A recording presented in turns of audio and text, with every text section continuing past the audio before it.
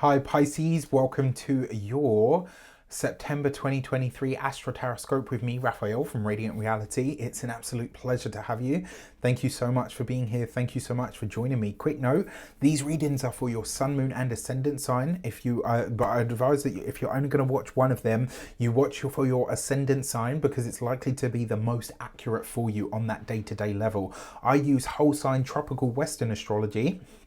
And with that said, if you are a continued subby, you know Rafi loves you. If you're new to my channel, please don't forget to like, share, and if you should so choose and it resonates, hit the subscribe button. Before we start, as always, I would like to bless my decks of cards with all forms of love, light, peace, prosperity, and abundance. And I pray that the messages that come through are ultimately clear and concise. Oh, excuse me, and they're clear and concise, and they help you on your path to your highest vibrational good. So those will be for your moons. I'll pop those to the side, and this will be for the bulk of your read. So the first transit that we're going to look at here is Jupiter, the Lord of growth, abundance, and expansion. Retrograde is going to be in your third house, right? It's been there for a while. It's going to be there for a little while yet. Mercury, the ruler of your seventh house of Virgo, is coming into a retrograde as well. So the retrograde energy, not so rare. Jupiter retrogrades once a year, every year for around 3 to 4 months. Mercury goes retrograde three to four times a year, retrograde whore, and does its thing. The fact that both of these planets are retrograde though and coming into an exact trine, that's a little more rare. So I wanted to highlight this one. This is on the 4th of September, and this is happening across your third house of your day-to-day sort of experience, your communications, conversations, your siblings, neighborhood, like literally like your local neighborhood, the area that you live in. That's all third house stuff. It's a very busy and business orientated house as well. So communications, contracts, commercial endeavors as well as found there. The 7th house of partnerships, relationships, significant other commitments. But your commitments and your partnerships are not always just intimate. They're personal, professional, or platonic. 7th house is also competitors. So the fact that you've got these two trines, right, these two inner trines, so retrograde energy is redoing, redefining, redesigning, reclaiming, researching, all of that kind of stuff is retrograde energy. So your ruling planet, because you are Jupiter ruled in ancient astrology, Jupiter is the ruler of Pisces, is coming in your, is the ruler of your career house, so of your 10th house as well. And Jupiter in that third is trying to get you to see yourself and your skill set as bigger than you already do. Mercury in your 7th house is helping you understand partnership and relationships in a clearer way. And it's exalted here. So it means that it's doing good work. It's showing you how you do and don't see relationships, right? And Mercury is exalted in the sign of Virgo. So it's doing good work there. It's increasing the frequency of communication and connections when it comes to partnerships, connections and collaborations, and maybe even for some of you in your local area. In a double retrograde, it's likely that this is shifting or changing in some way, right? So don't be surprised if you run into people from your past, but in some like really mundane sort of local spaces that you probably don't expect to see them in, particularly people that you used to work with, right? For this, you have the Fool card with the 2 of Cups. All right, and the Lovers card. So for those of you that are single, the chances are you probably won't be for much longer. Now, the interesting thing is retrograde energy is bringing things or people back from the past, whereas the Fool card is new things, new places, new people, new energies. This suggests that a new connection with a partner of a significant nature. So for those of you that are single, this will likely play out in that regard. For those of you that are partnered already, it's likely to happen through your work. Ooh, excuse me. This could be a new partnership, but because there's so much retrograde energy in the air, for some of you, this could be getting back with somebody that you previously dated, or maybe the one that got away, etc. So there's a few ways that this could show up. Also, I love this for all kinds of personal, professional, or platonic connections that actually enhance your day-to-day experience. So I love this. I really love this actually for making connections in your local area that will potentially last some time. So on the 8th of September, So that's the 4th of September. On the 8th of September, the sun is coming into your 7th house as well, highlighting partnerships and relationships. And the sun is light, heat, illumination, it's attention, awareness, and it's also male authority figures, masculine figures in your life. It doesn't have to be male authority figures, but it can be male or masculine figures or energies in your world, and it can represent the father. So, you know, it can also be authorities. Jupiter retrograde in your 3rd house, also connecting to the sun here in a trine, which is known as the luckiest aspect in astrology, by the way. This is connecting your local area and your locality, potentially siblings, neighbors, and relationships and partnerships in some way. So it could be some kind of recognition, therefore like a step forward in your work life. It might also be that a key connection is forming with a boss or an authority figure. Jupiter rules, you know, dignitaries, bosses, you know, people that are high up in their careers or their positions in some regard. And it's highlighting your skills, but it's asking you to think bigger in terms of yourself and your career. So the sun rules your 6th house of work and health routines and vitality. So it's like how you do what you do and how you make it look easy, it's what's being highlighted. This is a special kind of energy because it brings peace and harmony your way. It potentially allows energy to flow so well that you are feeling more happy, more vibrant, more abundant even, and more vital. Like your physical health and vitality at this time might be feeling really good because everything else in your life seems to be flowing that much better. You might be connecting with people here that are helping you forge partnerships and allies, and maybe potentially turn a hater or a competitor or two into people who actually love you and what you do, right? So there's a chance to really turn some heads here. For this, you've got the 2 of Swords with the Page of Pentacles and the World card, right? So whatever is shaping up for you at this time, you are likely to be seeing the first set of seeds or growth from probably at the end of this month. And then right the way through and including Capricorn season, things are going to start to really move for you. Now, there's potentially here some kind of business partnership, collaboration or connection that is getting off the ground for you, which I absolutely love. There's possibilities here as well because the 3rd house is contracts.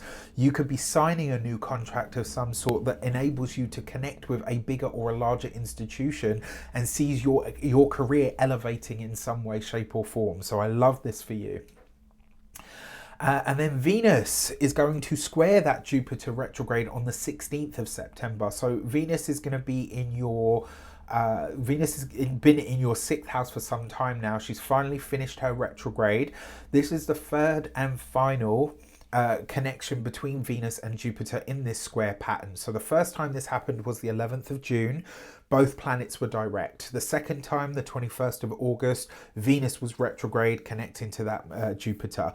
And this time it's Jupiter that's retrograde and Venus that's direct. So this is happening across your 3rd and your 6th houses. So your Jupiter in the 3rd is showing you how opportunities, or not showing you opportunities that you've wasted, but maybe opportunities that at the time weren't really viable to you. It's also showing you the ones that you need to release, or maybe even bringing others back into the world for you. Because when Jupiter goes retrograde, what tends to happen is opportunities that we weren't able to take in that specific area of our life. So communications, you know, courses, skills, skill set, you know, connecting to people in your local area, your commute to and from work. Something about that is shifting now because of that Jupiter retrograde. Venus is now direct and beginning the final move through that 6th house of work, daily habits, your routines, how you maintain and look after yourself as the 6th house. And it's probably showing you here, like, what about your habits or changes that you're willing to make are going to stick, right? And have you learned the lessons of your habits yet? Will you learn the lessons of your habits? In this final square to Jupiter, it's almost like you're being asked to consider strengthening your skill set, and also you're being urged to consider a contractual agreement for what it is rather than what you thought it would be or what you would like it to be, right? Jupiter in that Jupiter is you, And in your 10th house of career, Venus, your 3rd house and your 8th house, if you want more money, you're going to have to demand it. It's not going to be enough to say like, oh, you know, well, it'd be nice to have a pay rise and, you know, this would be cool. You have to demand it, and you have to show why you're worth this, right? I do this, I'm the only person that can do that in the whole company, or whatever the case might be. This is why I deserve a pay rise. And if I don't get one, I'm going to have to start thinking about what my other options are. This is one of those times where you have to fight for your self-worth when it comes to your work. All right. For this, you've got the 6 of Cups. Better bring it in with the Judgment card. Big changes are afoot here with the 4 of Pentacles that potentially see you really being able to improve your financial standing. There is a big shift or a big change that's about to happen for you when it comes to both your physical health and vitality, but also by your financial health as well, which is really interesting considering the next transit that I'm going to talk about for you. So on the 24th of September, Mars is going to oppose Chiron. So Mars is going to be in your 8th house of other people's money, finances and resources. Pisces and Chiron is going to be in the sign of, which is still, and is going to be in Aries for a while yet, to be fair, is in your 2nd house of money, finances and resources, right? So your money is the 2nd house where Chiron is. Other people's money is the 8th house where Mars is. Now, this day in general packs a powerful punch because there's a lot of crazy energy going on this day anyway. Now, Chiron represents a wound, right? But it also presents where we can heal profoundly once we get over and understand what that wound is. Chiron in Aries, the sign of the self, is showing us what it has cost us to be ourselves, right? You are naturally very giving, very altruistic, very caring, very self-sacrificing. What has it cost you to be yourself, those things, when it comes to your money and your finances? Do you carry somebody else financially? Is it a burden to you that has been really heavy? Well, Mars in the 8th house is the action that you have to take to free yourself from that, or to access the healing that Chiron promises when it comes to your finances. And a big part of this, right, that Venus-Jupiter square is helping you understand and see yourself as more than you do, right? This is helping you raise your self-esteem.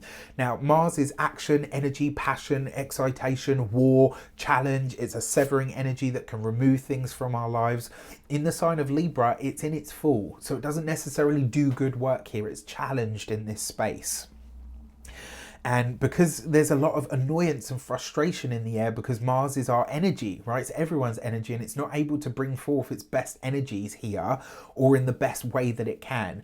But it is the way that we need to act in order to find the healing and the freedom that Chiron promises.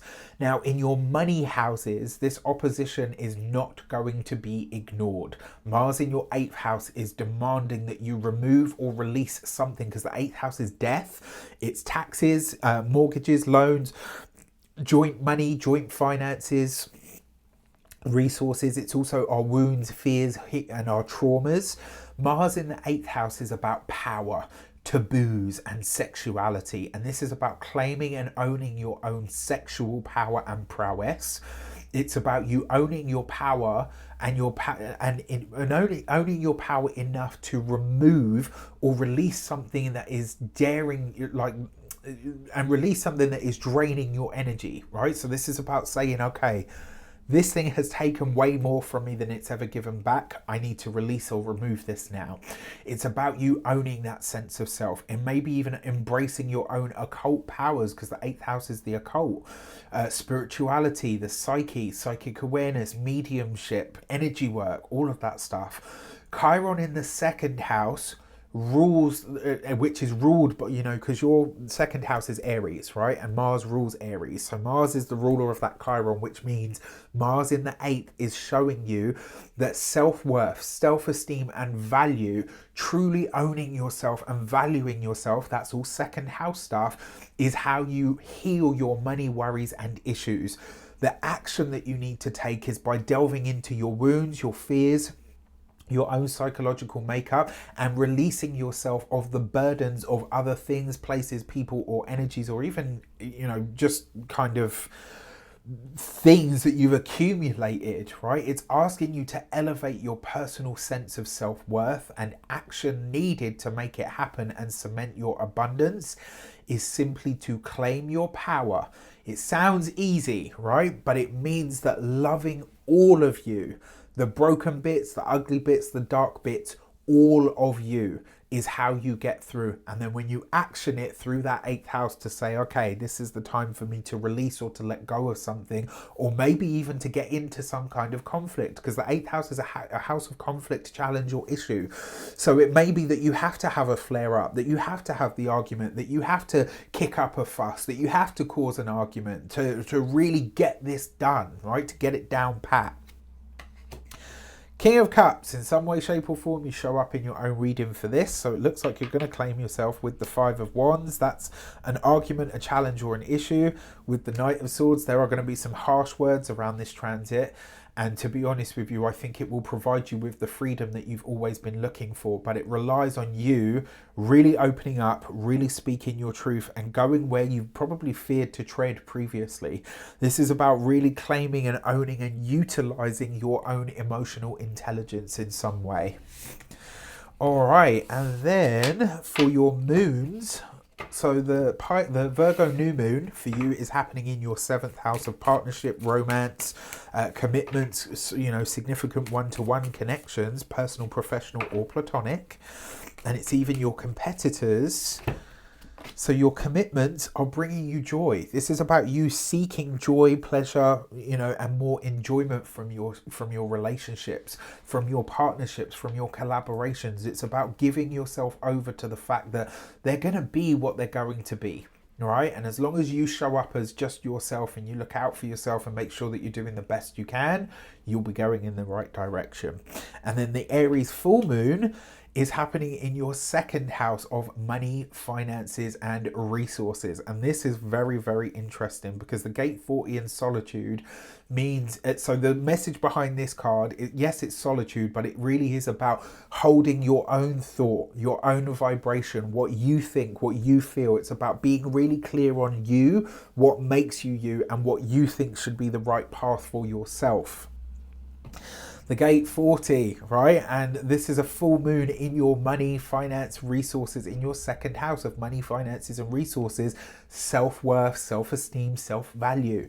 You're getting a really powerful glimpse into how you actually see yourself and what that actually means and how it shows up or reverberates back at you from the universe as an experience, right? So you've got all the tools that you need here, Pisces, to really transcend an experience and really to better your life, you know, certainly in a material sense. I'm not saying it's going to be easy, but I am saying it will absolutely be worth it.